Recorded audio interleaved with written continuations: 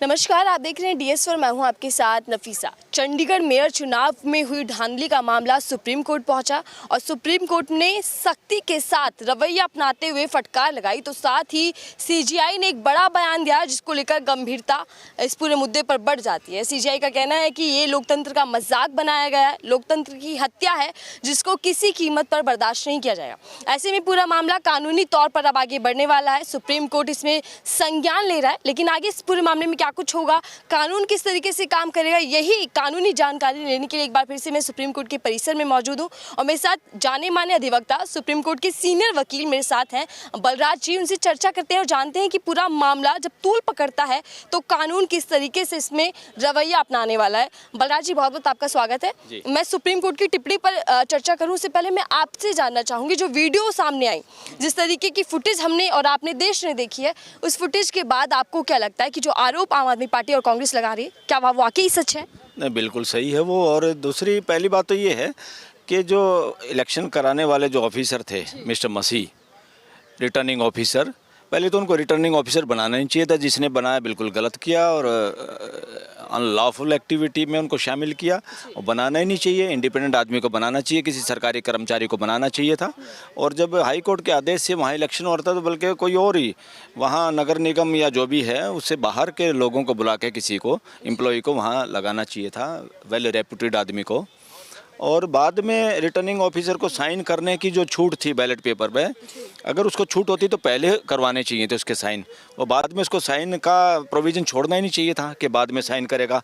और बाद में साइन करने के चक्कर में तो उसने गड़बड़ की और टिक मार्क लगाया। और उस सबसे पहली गड़बड़ हुई हाई कोर्ट में। हाई कोर्ट के जज को पता नहीं, मैं पहले भी बोल चुका हूँ, कॉन्स्टिट्यूशन का नॉलेज नहीं है, या इस तरह के जज हमारे देश में हाई कोर्ट में आ गए हैं जिनको कॉन्स्टिट्यूशनल की मोरालिटी का पता ही नहीं, मूलभूत क्या उसका आधार है। डेमोक्रेसी, ट्रांसपेरेंसी हमारे देश का सबसे महत्वपूर्ण फंडामेंटल राइट है लोगों का। उसमें कैसे एक गलत तरह के चुने हुए आदमी को इस तरह का एविडेंस देखने के बाद भी 3 हफ्ते का समय दिया कैसे? 3 हफ्ते का समय इसमें देने की बात ही नहीं होती है। इसमें तुरंत उनको सारा का सारा सीज करना चाहिए था, कोर्ट में मंगाना चाहिए था। सब ऑल एविडेंस और जो भी प्रोसीजर में जो भी डॉक्यूमेंट है, ballot paper, everything must be taken in the record, should have been taken in the record of the high court. और उसमें स्टे भी करना चाहिए था।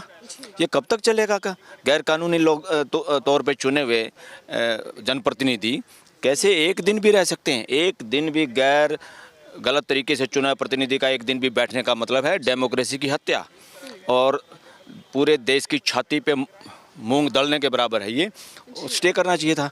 मैं खुश हूँ सुप्रीम कोर्ट ने तो जो उस पर कमेंट किया है, that is a positive comment. But यहाँ भी कमी छोड़ दी इन लोगों ने। इन्होंने कोई मीटिंग वीटिंग तो रोकी है कि मीटिंग नहीं कर सकते। अरे भाई, मीटिंग नहीं रोक सकते, वो गलत तरीके से चुना हुआ आदमी मेयर की झंडी लगा के कार और सुविधा के साथ कैसे रह सकता है? हाँ, मतलब आपको लगता है कि पूरी तरीके से बर्खास्त कर देना चाहिए था जो नतीजे सामने आए? नहीं, बर्खास्त करने की बजाय स्टे कर देना चाहिए था।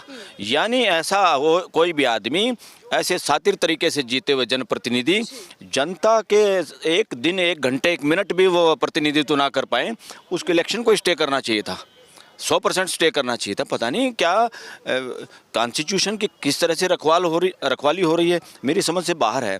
कॉन्स्टिट्यूशनल कोर्ट, खासतौर पे हाई कोर्ट और सुप्रीम कोर्ट का ये गति सही नहीं है। सब कुछ इतना नंगा नाच होने के बावजूद भी इस तरह का रवैया, मैं कहूँगा कि जो कमेंट किए हैं कि भाई वो returning officer must be prosecuted, इस तरह का भी कमेंट किया है चीफ जस्टिस ने, दैट इज़ नॉट सफिशिएंट।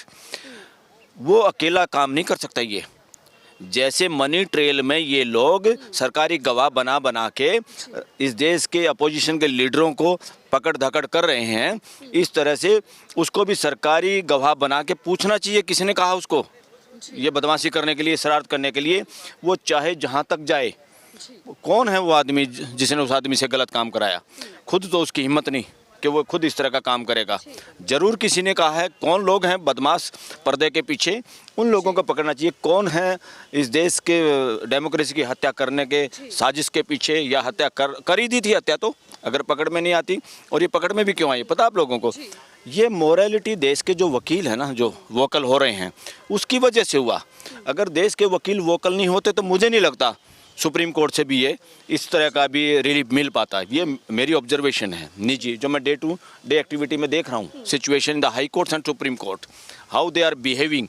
और ख़ास तौर पे जब कॉमन मैन और अपोजिशन के लोगों की जो बात होती है उनमें गति, इसका अगर ऑडिट किया जाए, इसकी रिसर्च की जाए, जिसमें सरकार के पक्ष की कुछ बात है, सरकार जहां पार्टी है, कैसे वहां अपोजिशन के लोगों को कितना केस का लंबा सामना करना पड़ता है, और जब उनकी गिरफ्तारी की बात होती है कैसे उनको लगातार जेल में रहना पड़ता है, ये सब दिखाई दे रहा है देश को। और देश वोकल हो रहा है और देश अब चुन चुन के फ्यूचर में नाम तक नेमिंग करेगा जजों की, कि कौन जज के व्यवहार से, फैसलों से हमें ये नहीं लग रहा they are going as per the constitution. ये बड़ी बात जी, हम फिर से सुप्रीम कोर्ट की टिप्पणी पर चर्चा करते हैं। हम जैसा सीजीआई कह रहे हैं कि ये लोकतंत्र की हत्या है, लोकतंत्र का मजाक बनाया गया है, आपको भी लगता है कि वाकई लोकतंत्र पर एक बड़ा प्रहार है? बड़ा प्रहार, ये इससे ज़्यादा नंगा नाच क्या हो गया तो पकड़ लिया। इस तरह का नंगा नाच इस देश में लगातार चल रहा है। जो अपने आप को बाहुबली या जो सरकारें जिन लोगों की होती हैं, ये क्यों बार बार सरकार बदलने की क्यों कोशिश होती है देश में, कि अपना चीफ मिनिस्टर बैठाओ या वहाँ राष्ट्रपति शासन लगाओ? क्या है इसके पीछे मंशा? इसके पीछे मंशा सारी की सारी है इलेक्शनों में गड़बड़ करने के। बहुत सारे इस देश में इवन काउंटिंग के दौरान भी, बैलेट पेपर के दौरान भी बहुत सारे शरारती लोगों ने जीते हुए कैंडिडेट को हारा हुआ और हारे हुए को जीता हुआ दिखाते हैं, और उसमें रिटर्निंग ऑफिसर शामिल होते हैं, जिसमें सो कॉल्ड IAS लोग हैं, जो अपने आप में इंडियन एडमिनिस्ट्रेटिव सर्विस हैं, जो संविधान के या असली परमानेंट एग्जीक्यूटिव है, वो बहुत बदमाशी करते हैं। उनमें रीढ़ की हड्डी बची नहीं। अपनी पोस्टिंग के भीख मांगने के लिए, अपना भ्रष्टाचार को जारी रखने के लिए ये सारे के सारे लोग बिल्कुल बेंडेड हैं। देश में बचा ही कुछ नहीं। हाँ, इस तरह की सिचुएशन है और ये नंगा नाच पकड़ा है सुप्रीम कोर्ट ने। सुप्रीम कोर्ट में इसको तीव्र गति से ऐसा करना चाहिए। ये जो देश अब EVM को भी बंद कराने की मांग कर रहा है, वो सही मांग कर रहा है। आप पर्दे के सामने, कैमरे के सामने इस तरह की बदमाशी कर सकते हो, करवा सकते हो, तो EVM तो चंद लोगों ने सॉफ्टवेयर बनाया, उनको देश जानता नहीं, क्या फीडिंग कर दें क्या नहीं कर दें, तो ये शरारत नहीं चलेगी। ये बात करते हैं राष्ट्रीयता की, बात करते हैं देशभक्ति की, इनसे बड़ा कोई देश का दुश्मन हो सकता है जो इस देश के इलेक्शनों में गड़बड़ कराना चाहता है या करता है? कोई भी हो, इवन अक्रॉस दी पार्टी। मगर इसमें सबसे ज़्यादा जिम्मेवारी है सत्ता पक्ष की, और सत्ता पक्ष में सबसे ज़्यादा जिम्मेवारी किसकी है? जो चीफ एग्जीक्यूटिव ऑफिसर है, prime minister of this country. Prime minister ढंग की बात पे कभी बोलते नहीं और ढोंग की बात पे वो पीछे हटते नहीं।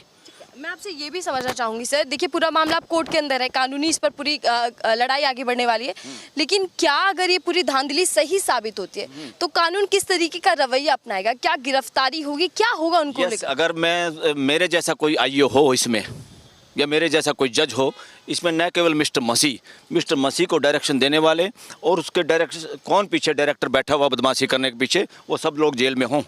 जैसे ये मनी ट्रेल कर करके आप पार्टी वालों को या इवन वो जो एक मुख्यमंत्री हैं झारखंड के, उनको, इस तरह के लोगों को सरकारी गवाह किसी को बना के बार बार नए आरोप लगा के उनको जेल में रखने की साजिश है। इसी तरह से पता नहीं ये जांच कहाँ तक पहुँचेगी। मसीह को किसने कहा कि गड़बड़ करनी है? मसीह के ऊपर कैमरा है, उसके बावजूद वो किसका इतना प्रेशर है बेचारा, वो अपनी जान को जोखिम में डाल के फिर भी साइन करता है, फिर भी गड़बड़ करता है बैलेट पेपर में। बार बार वो कैमरे की ओर देख रहे हैं। मसीह तो बलि का बकरा है, इसमें असली राक्षस कुछ और लोग बैठे हुए हैं इसके पीछे। लेकिन क्या अगर ये पूरे आरोप आम आदमी पार्टी और कांग्रेस के सही साबित होते हैं तो क्या इससे बीजेपी पर के दामन पर भी दाग लग सकता है? बीजेपी बेईमान पार्टी साबित हो सकती है? ये क्या अब साबित क्या हो सकती है? पूरा देश कह रहा है बेईमान पार्टी आज के दिन। पूछो ना जाके समाज से, बाहर भीड़ में पूछो, देश के लोगों से पूछो। अगर इस देश की ED और इनकम टैक्स वाले फ्री होते तो आज सबसे ज़्यादा जेल में बीजेपी के लोग होते और RSS के लोग होते। जिन लोगों ने इतना लूट मचाई हुई है, इतना पैसा, जहाँ देख लो किसको ठेके मिल रहे हैं, किस कंपनी को, एक ही बहुत सारी कंपनियों पे तो छापे इसलिए मारे कि ताकि वो मजबूरी में अडानी को कंपनियां बेच दें। इस तरह के धांधली हुई देश में। देखो 3 तरह का साम्राज्य चल रहा है देश में, और साम्राज्य, तीनों तरह के साम्राज्यों को लोग पसंद नहीं करते और ना चल सकता। कौन कौन सा साम्राज्य? एक तो रिलीजन एम्पायर चल रहा है। रिलीजियस जो लोग हैं वो रिलीजन के नाम पे एम्पायर खड़ा करना चाहते हैं। कोई भी, वो मैं ये नहीं कह रहा हिंदू मुस्लिम सिख ईसाई कोई भी हो सकता है, ये सारे के सारे मानवता के खिलाफ हैं। दूसरा पॉलिटिकल एम्पायर। पॉलिटिकल एम्पायर में कोई एक भी नेता जिसको गद्दी मिल जाए वो जैसे चक्कर में फंसा के लोगों को हुक और क्रूक बैलेट पेपर में गड़बड़ करके धार्मिक उन्माद पैदा करके जो गद्दी में बने रहते हैं वो सारे के सारे पॉलिटिकल एम्पायर हैं। उनको भी धराशायी करना होगा देश को और दुनिया को, क्योंकि दुनिया पसंद ही नहीं करती। और तीसरा है एक एम्पायर, ये बिजनेस एम्पायर। बिजनेस एम्पायर में आते हैं वो उद्योगपति, वो पूंजीपति, वो जो लगातार पूरे देश का शोषण करके और अपने आप को सबसे अमीर साबित करना चाहते हैं। तीन तरह के एम्पायर पूरी मानव जाति के खिलाफ हैं, पूरे मानव जाति के विरोधी हैं और अस्तित्व के और सह अस्तित्व के विरोधी हैं और अनकॉन्स्टिट्यूशनल है। और आज तीनों के तीनों एम्पायर पूरे बखूबी से खूब फल फूल रहे हैं। तीनों एम्पायर को धराशायी करोगे जब 140 करोड़ का भला होगा, इसका ये मतलब। बलराज जी देखिए, जो धांधली सामने आई है चंडीगढ़ मेयर चुनाव के चलते, उसको लेकर मेरे दर्शक ये जानना चाहते हैं कि आखिर कब वोटर्स को इनवैलिड करार दिया जाता है, क्योंकि 8 वोट यहाँ पर इनवैलिड घोषित कर दिए गए।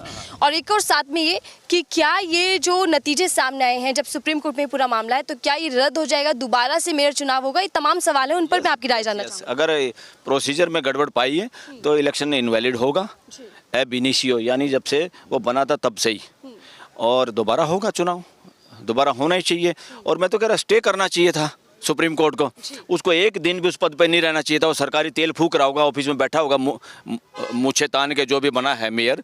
एक इलीगल और घटिया तरीके से जीता हुआ आदमी को हम बर्दाश्त कैसे करें कि हमारा प्रतिनिधि है, देश के लोगों का प्रतिनिधि है, चंडीगढ़ के लोगों का प्रतिनिधि है। उसको रोकना चाहिए था। सुप्रीम कोर्ट ने ये नहीं रोका, ये अधूरा अधकचरा फैसला है। और इनवैलिड कब करार दिया जाता है वोट्स को? इनवैलिड तो जब करार दिया जाता है, उनका जो भी प्रोसीजर होगा, भाई इस पर टिक मार्क दूसरी लगी है या गलत है। मैं तो ये कह रहा हूँ, एक से ज्यादा अगर रिटर्निंग ऑफिसर को बाद में साइन करने की इजाज़त दी क्यों? किसने दी? ये प्रोसीजर ही बकवास है। उसके तो हाथ ही नहीं लगने चाहिए थे। उसको तो पहले साइन कराओ बैलेट पेपर पे, ताकि वो टिक मार्क बाद में लगा ना पाता। उसके हाथ में पेन भी नहीं होना चाहिए था। ये सारी की शरारत हाई कोर्ट के बावजूद भी अगर इलेक्शन होता है फिर भी इलेक्शन में गड़बड़ होती है, तो इसका मतलब ये समझो अकेला मसीह नहीं है, मसीह के ऊपर कोई मसीहा बैठा है जो बदमाशी करा रहा है। धन्यवाद बलराज जी से हम पूरी जानकारी ले रहे थे कि इस पूरे मामले में जो विवाद मेयर चुनाव को लेकर सामने आया, उसमें आगे कानून किस तरीके से काम करेगा। सीजीआई की सख्त टिप्पणी सामने आई है, लेकिन इस टिप्पणी का असर मेयर चुनाव में कितना पड़ने वाला है? क्या चुनाव वापस से रद्द होंगे और वापस से चुनाव कराए जाएंगे? तमाम सवाल हैं, सभी के मन में सवाल चल रहे हैं। लेकिन अभी फिलहाल जो धांधली की वीडियो सामने आई है, उसको लेकर सुप्रीम कोर्ट सख्त रवैया अपना रहा है और एक आदेश दे दिया गया है कि इस पूरे मामले में कानूनी कार्रवाई हो। फिलहाल के लिए दीजिए इजाजत।